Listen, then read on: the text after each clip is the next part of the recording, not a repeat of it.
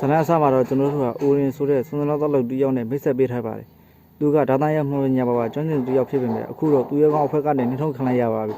ဘွယ်ပေါင်းဆောင်အိုလီဗာကတော့သူတို့ကငငယ်တငယ်ချင်းတွေဖြစ်လို့အိုရင်ကိုတိုးတက်လာဖို့အခွင့်အရေးတွေအကြီးကြီးပေးခဲ့ပေမဲ့အခုဒီသူတို့နဲ့ရင်မော်တန်းနိုင်လောက်အောင်အင်အားမရှိသေးဘူးလို့အပြည့်ပြောချလိုက်ပါတော့တယ်တကယ်တော့အိုရင်နဲ့အိုလီဗာကလွန်ခဲ့တဲ့10နှစ်ကတည်းကဒီအဖွဲ့ကိုအတူတူတည်ထောင်ခဲ့ကြတာဖြစ်ပြီးတဝိုင်းမဟာမြေအောင်နန်းတော်ရဲ့94တက်မြောက်အထိပထမဆုံးရောက်ရှိခဲ့သူတွေဖြစ်လို့လူအများကသူတို့ကိုသူရဲ့ကောင်အဖွဲ့လို့သတ်မှတ်ခဲ့ကြတာဖြစ်ပါတယ်အိုလီဗာရဲ့အဆိုအရအဖွဲ့မှာမော်ဆာသွန်းသူတယောက်ရှိဖို့ကအလွန်အရေးကြီးပါတယ်ဒါပေမဲ့ပြီးခဲ့တဲ့တိုက်ပွဲမှာအရှာအစရန်ရှိတဲ့လူတွေနဲ့ရှင်ကြည့်လိုက်တဲ့အခါအိုရင်ဟာသူတို့နဲ့ရှင်ဘာမှမဟုတ်ဘူးဆိုတာသူတို့သတိထားမိသွားကြပါတယ်အိုရင်ဟာမူလကဓာတ်သမားတယောက်ဖြစ်နေခဲ့တာပါဒါပေမဲ့အဖွဲ့အတွက်လိုအပ်ချက်အရာရောသူ့မှာ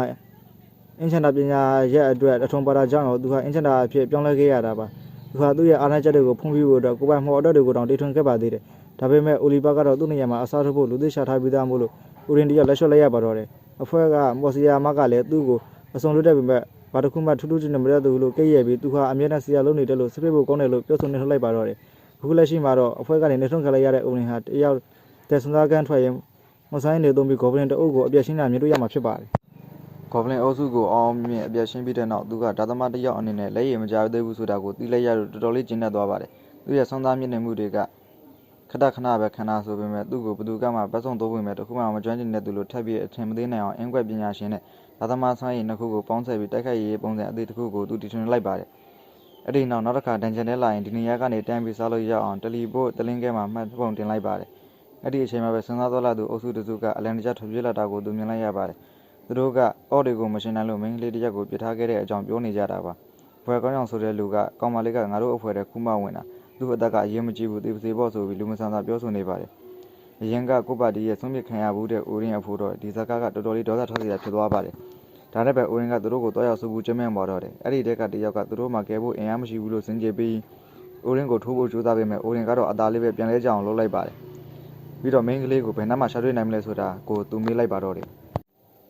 အိုရင်ကထူးထူးကိုအလွယ်တကူလဲကြအောင်ရိုက်နှက်လိုက်ပြီးထုံမင်းကလေးကိုဘယ်မှရှာတွေ့ရမလဲဆိုတာကိုကြံတဲ့သူတွေကိုမေးမြန်းလိုက်ပါတယ်အဲ့ဒီနောက်အော်တွေအုပ်စုကြီးဝိုင်းရံခံရတဲ့မင်းကလေးကိုကျွန်တော်တို့မြင်ရပါတယ်သူမကမိမိကိုကောက်ွယ်ဖို့အတွက်မော်ကာကိုရေးတတိုင်းအခုကိုဖန်တီးလိုက်ပေမဲ့အော်တွေကအဲ့တတိုင်းကိုကိုယ်ရသွားတဲ့အထိဝိုင်းဝန်းရိုက်နေပါတယ်သူမကတော့ငါတော့သေးပြီလို့ထင်နေတဲ့အချိန်မှာပဲအိုရင်ကရုတ်တရက်သူ့ရဲ့လေမောအတက်ကိုသုံးပြီးအော်တွေကိုလွန်ထန်သွားအောင်လုပ်လိုက်ပြီးရှီတက်တက်ကနေဝင်ရောက်တိုက်ခိုက်ပါတော့တယ်ဒါသမားတစ်ယောက်ကတိုက်ခိုက်နေရင်အထောက်အကူပြုမော်တွေကိုသုံးနေတာမြင်တော့သူမအံ့ဩသွားပါတယ်သူကအော်တွေကိုဝိုင်းသက်ဖြတ်နေတာကိုကြည့်ပြီးသူကဒါသမားလားဒါမှမဟုတ်အင်သမားလားဆိုတာကိုခဲမိရဖြစ်နေပါတယ်သူဟာသူ့ရဲ့မော်ပညာတွေကိုသုံးပြီးဓာတ်ကိုပုံမှုထမ်းမြအောင်လုပ်လိုက်ပြီးအော်တွေကိုဇက်တက်နှင်းနေတာကိုမြင်တော့သူ့ရဲ့စွမ်းရည်ကတကယ်ကိုအမခန့်ပဲဆိုတာကိုသူမသဘောပေါက်သွားပါတယ်အားလုံးကိုအနိုင်ယူပြီးတဲ့နောက်မှာတော့သူကသူမကိုအစဉ်ပြေလားလို့မေးလိုက်ပါတယ်သူမဟာသေဘေးကနေတူတီလေးလှုပ်ခဲ့တာကိုတွေးပြီးငိုပါတော့တယ်